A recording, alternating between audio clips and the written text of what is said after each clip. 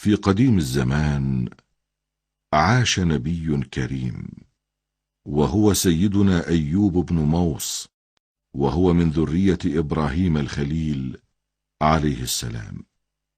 كان أيوب رجلا صالحا أعطاه الله سبحانه وتعالى الكثير من المال والأهل والولد، وكان لديه من الأنعام والماشية والعبيد الكثير، وكان بارا بأهله محبا للخير، يحل الخلافات بين الناس ويرعى شؤونهم.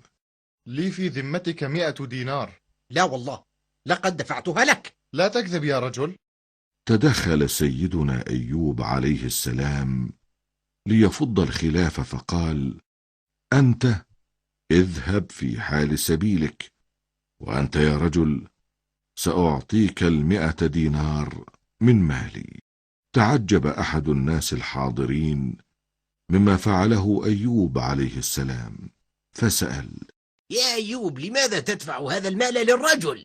فقال له سيدنا أيوب عليه السلام: إني أكره أن يحلف الناس بالله في خصوماتهم. هذا يدل على مدى ورعه وحبه لله.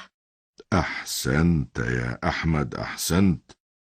مرت الأيام، وبعد زمن فقد سيدنا أيوب عليه السلام ماله، ومات أولاده وأهله إلا امرأته، وأخوان له 2، وفقد متاعه كله. وهذا ابتلاء من الله تعالى لعبده أيوب، حتى يمتحن مدى تحمله، وهل يكون صابرا في الضراء كما كان شاكرا في السراء. حاول الشيطان إبعاد أيوب عن عبادة الله، إلا أنه ازداد تمسكا وحبا لله وإيمانا به. ثم أراد الله أن يزيد الابتلاء، فأصاب المرض سيدنا أيوب عليه السلام، ولم يبق عضو منه سليم إلا قلبه ولسانه، فامتلأ جسده بالقروح والدمامل، وأصبحت الرائحة النتنة تخرج منه، فكرهه الناس وابتعدوا عنه، وفي نهاية الأمر أخرجوه إلى مزبلة خارج البلدة. ظل أيوب عليه السلام صابرا محتسبا مؤمنا بالله، وكان الله قد أبقى له زوجة صالحة ظلت تخدمه وترعى شؤونه، وكانت تخدم في البيوت كي تطعمه. لم يتعب الشيطان من محاولاته، لعله يوقع أيوب في الخطأ، وعندما تأكد أنه لا سبيل له عليه، تمثل الشيطان لزوجة سيدنا أيوب عليه السلام على هيئة رجل وقال لها: لقد كنت في عز ومال وجاه مع زوجك، ولديكما من المال الوفير والخدم الكثير، ودواء زوجك هو أن يدعو ربه بأن يرفع عنه البلاء، اطلبي منه ذلك. وماذا كان رد زوجة سيدنا أيوب يا جدي؟ ذهبت إلى سيدنا أيوب بعد أن أقنعها الشيطان، وقالت له: يا نبي الله، ادعو ربك أن يكشف عنك الضر والبلاء، فإن الله لا يرد دعاءك. فأجابها سيدنا أيوب عليه السلام: لقد عشت 70 سنة صحيح الجسم، في عز وجاه، مال كثير وخدم وأبناء، أفلا أصبر على ما أنا فيه 70 سنة أخرى؟ حزنت زوجته كثيرا، ولكنها لم تستطع أن تثنيه عن عزمه. أصبح الناس يتجنبون خدمة زوجة سيدنا أيوب لهم خوفا من العدوى، وطرقت كل باب للعمل، إلا أن الأبواب كانت موصدة أمامها. أرني ضفيرتك. قالت زوجة سيدنا أيوب عليه السلام: ها هي. الله، ما أجملها. هل تبيعينها بهذا الطعام؟ أطرقت زوجة سيدنا أيوب عليه السلام حزينة، فليس لها مخرج مما هي فيه سوى بيع ضفيرتها.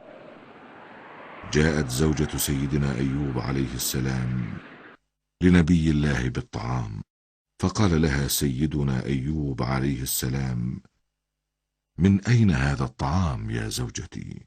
قالت زوجته: لقد عملت لدى بعض الناس. وفي اليوم التالي باعت ضفيرتها الأخرى مقابل الطعام وأحضرته لزوجها، فقال لها سيدنا أيوب عليه السلام: من أين هذا؟ قالت زوجته: لقد عملت لدى بعض الناس. ساورت الشكوك نبي الله أيوب، وقال لزوجته: والله لا آكل منه حتى تخبريني الحقيقة. ولقسمه كشفت زوجته عن رأسها فإذا به حليق. حزن سيدنا أيوب عليه السلام حزنا شديدا. كان لسيدنا أيوب أخوان، فجاءا يوما فلم يستطيعا الاقتراب منه من ريحه، فقاما من بعيد، فقال أحدهما لصاحبه: لو كان الله علم من أيوب خيرا ما ابتلاه بهذا. فجزع سيدنا أيوب من قولهما جزعا لم يجزعه من شيء قط. قال سيدنا أيوب وهما يسمعانه: اللهم إن كنت تعلم أني لم أبت ليلة قط شبعانا وأنا أعلم مكان جائع فصدقني. فصدق من في السماء سيدنا أيوب وأخواه يسمعان.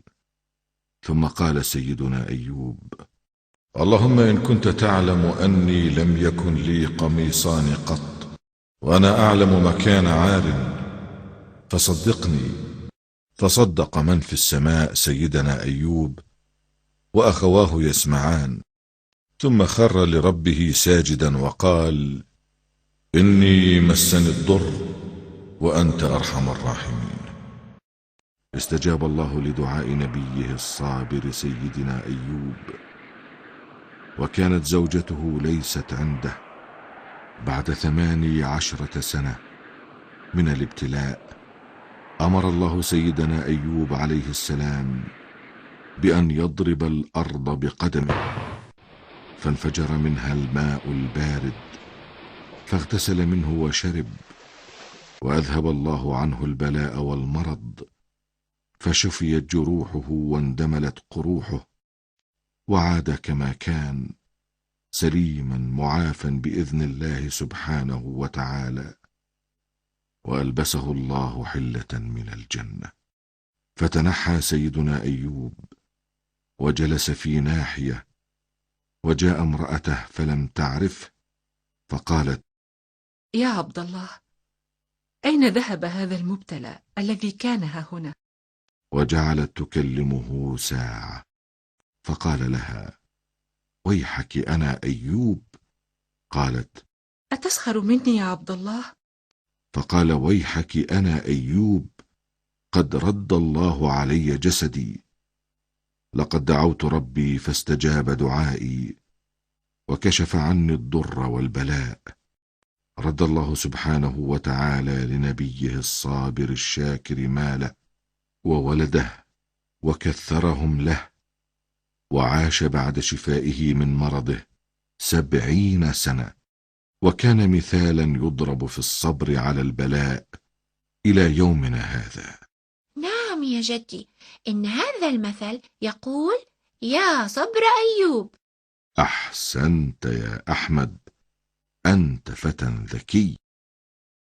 إن هذه القصة ممتعة جدا، ونستفيد منها الكثير من العبر.